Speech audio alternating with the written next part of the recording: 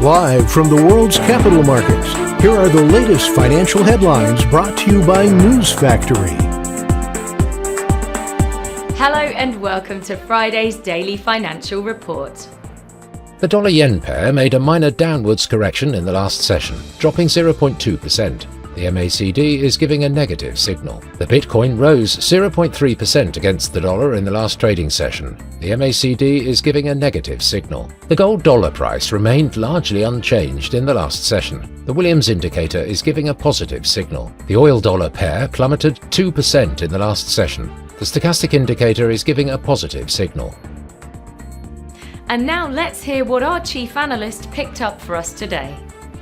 Global equities dropped, with Wall Street's major indexes selling off as US data sparked economic worries, and financial stocks in Europe saw their biggest one-day rout since March 2023. Treasury yields plunged following the weak data. Crypto.com has surpassed Coinbase Exchange in trading volume, boosted by a growing list of institutional clients and the launch of the first spot Ether exchange-traded funds in the United States.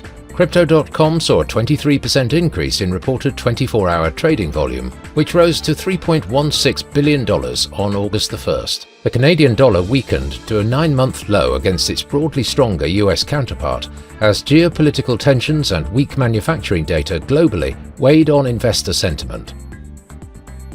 Those were today's major economic events, and now moving on to world financial headlines.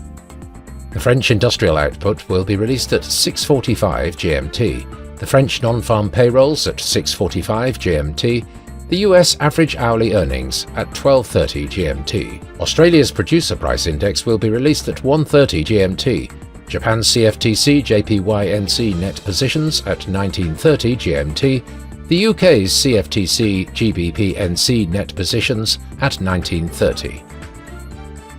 We hope that you've enjoyed Friday's Market Outlook. On behalf of all of us here, we wish you a productive trading day.